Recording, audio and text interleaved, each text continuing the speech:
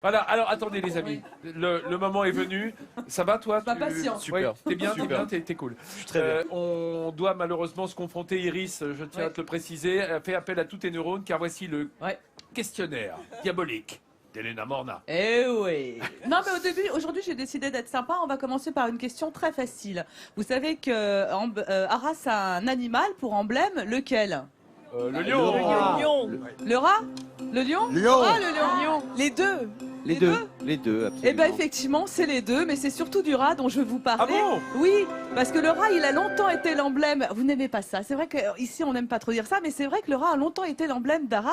Pourquoi? C'est la deuxième partie de la question. Il y a un football.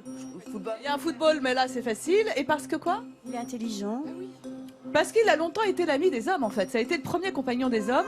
Et le rat, en fait, avant, Arras se disait Ara. Et c'est comme ça que le rat est devenu l'emblème de la ville. Il est apparu sur les sceaux officiels au XIVe siècle. On a vu aussi des soldats d'élite qui portaient des chaperons, vous savez, ces grands manteaux à capuche en peau de rat.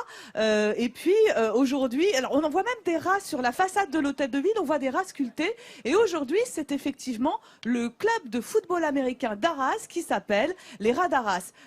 Les Rats d'Arras. Petite question subsidiaire. Regardez cette photo. C'est un très célèbre joueur de football américain. De qui s'agit-il? Vincent, regarde-moi.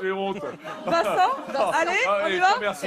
C'est vrai que j'ai commis ça dans ma jeunesse quand je faisais 30 kilos de plus. Je me déplaçais pas, mais du coup, ça faisait comme un mur au milieu du terrain. Voilà. Non, merci, Elena. Pour envoyer la balle.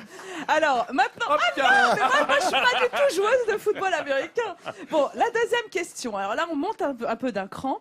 L'Artois et la Flandre ont une frontière naturelle commune. Oui, mais laquelle?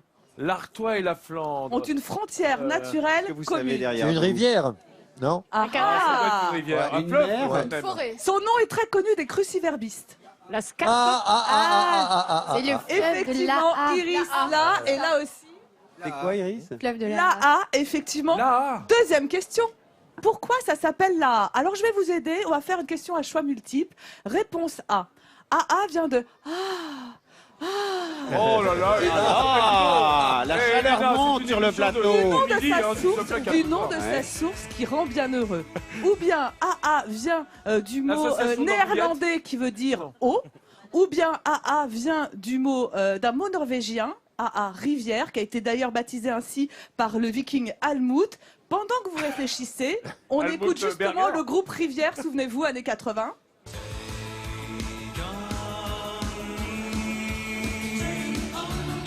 Alors, réponse A, B ou C? B. Qui a dit B? B. C?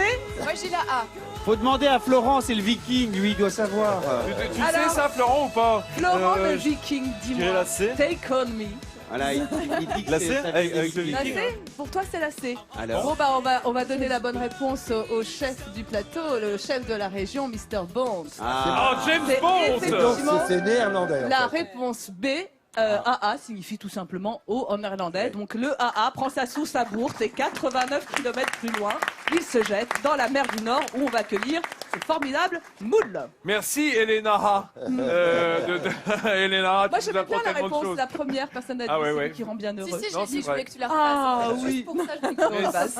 C'est toi On qui ira nous boire rend bien ensemble à sa heureux, Elena. Regardez.